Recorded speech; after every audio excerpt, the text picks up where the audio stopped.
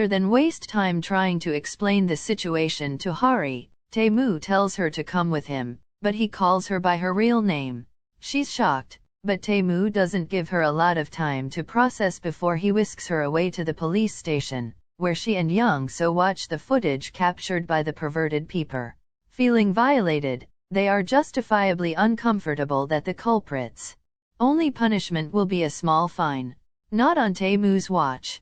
He buys the company perverted peeper works for just so he can fire him. I thought chocolate abs were sexy, but that's a flex far more seductive than popping muscles. The rise in Tae Mu's protective instincts makes him acknowledge the undeniable truth. He has developed real feelings for Hari. And now that he's acknowledged his crush, he decides to go all out and dive right into the deep end by planning an elaborate confession. Except his plan backfires. Hari is completely unaware of Tae Mu's budding affection, so when he asks to meet for a private one-on-one after work, she assumes he's about to fire her. Before he can give her the axe or confess he wants to date her, she hands him her resignation letter and a presentation detailing all her professional accomplishments. She says he can either fire her and lose one of his best employees, or keep her and utilize her skills. Tae Mu is flustered by her obliviousness, but he says he will consider her business proposal. Instead, all he can think about is his failed dating proposal. Unable to see past his own ego, Tae Mu cannot understand why she doesn't have romantic feelings for him. So Song-hoon spells it out for him. She still hasn't healed from her crush on Min-gue and needs more time before she can open up to someone else. Plus, you know, you're her scary boss. Song-hoon concludes his TED Talk by advising Tae Mu to create romantic moments that will leave her viewing him as a man, not her employer. While Tae Mu plots to win Hari's heart, Hari has lunch with Young So, Min-gue, and some of their friends. She keeps anxiously checking her phone, on edge, and waiting to be fired, but Yura and her fangirls assume she's messaging her boyfriend. Before she can deny it, Young So jumps in and confirms that Hari is texting her super hot, extremely tall, and unbelievably rich boyfriend. And Hari's perfect boyfriend is the reason she can't join a jealous Min-gue, insecure Yura, and their meddling friends on their upcoming trip to Busan. As they walk home together, Hari scolds Young So for lying, but Young So couldn't help it.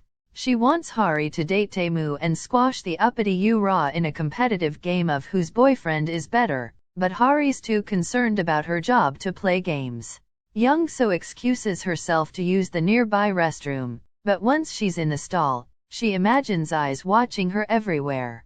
Although she acts tough, she's affected by her earlier run-in with perverted peeper, and now she finds public restrooms triggering. She begins limiting her water consumption and ignoring nature's call so she can avoid being exposed and vulnerable in a restroom. But her tactics quickly bite her in the bladder, and she finds herself on the verge of peeing her stylish dress pants while in Song-hoon's presence. As awkward as the situation is, he still demonstrates his hunky manliness by busting down a locked restroom door so she can take care of her personal business. After the whole ordeal, Young So is too embarrassed to look him in the eye, which is a pity because he really deserved a dramatic swoon and a my hero for that rescue. While Song-hoon saves the day one bathroom emergency at a time, Tae Mu summons Hari to his office. She's surprised but immensely relieved when he rips up her resignation letter and tells her that he will be taking her up on her offer and putting her to work, starting with some international marketing research. But this wouldn't be a comedy without something derailing Tae Mu's well-laid plans. And that something appears in the form of Ju and Kevin, who unknowingly crashed Tae Mu's private movie screening and forced their boss to crawl, unseen, out of the theater. After the failed movie date, Hari joins Tae Mu on a company trip to Socho, where he says they will check out some restaurants and research some recipes. Unbeknownst to Hari, he's found her social media profile and has planned a food tour catered to her taste buds. He even arranges for a particular food truck to be parked on a deserted part of the beach, just so they can serendipitously encounter it after their walk along the ocean. When Hari's out of earshot, the food truck chef asks Tae Mu why he doesn't tell her that he rented out his truck for the day, and Tae Mu responds, It'd be tasteless if I bragged about it. He just wants to make her happy. The way Tae Mu gazes at Hari is downright adorable, but no lie, I think I'd rather have a man look at me the way Hari fawned over that burger menu. As they eat, Hari opens up about her reasons for becoming a food product researcher and what her goals are for the future. Frozen meals were her comfort food as a child, and she hopes her recipes can evoke similar emotions among their customers. Tae Mu listens intently, and when he stoops down to tie her shoe, mimicking their fake anniversary date, Hari is clearly affected by his attentiveness. But Hari isn't the only one whose heart is fluttering. Young So has another random encounter with Song-hoon, and many bottles of soju later, she confesses that she's been avoiding him because she's attracted to him and wants to step over the professional line he established. He catches her when she stumbles, and she tells him to let go or else she will cross that boundary and kiss him. She slowly counts down her warning, but he doesn't let go. She kisses him, and at first, his reaction is about as bland as flour. But then bam, he goes for it, grabbing her around the waist, bringing her close, and smooching her breathless.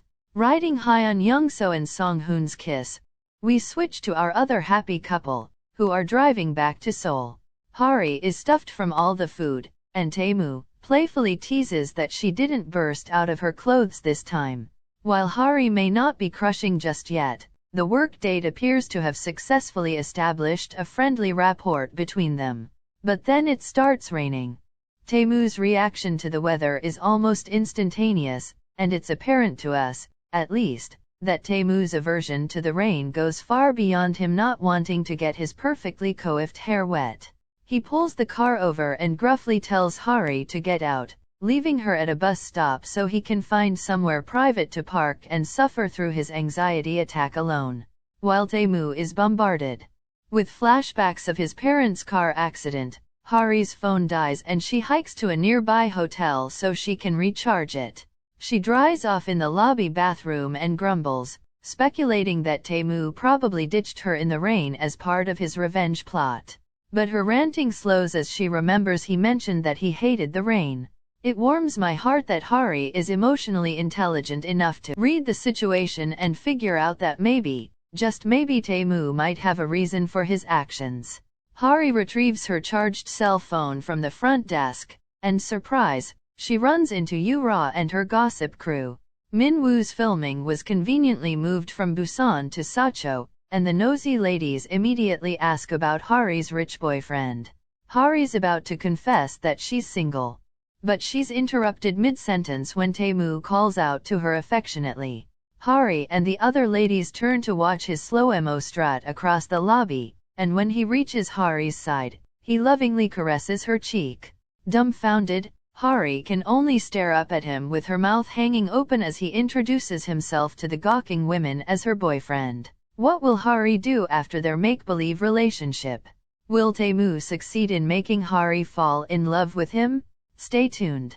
Don't forget to hit the like and subscribe buttons and share your thoughts below. Thank you.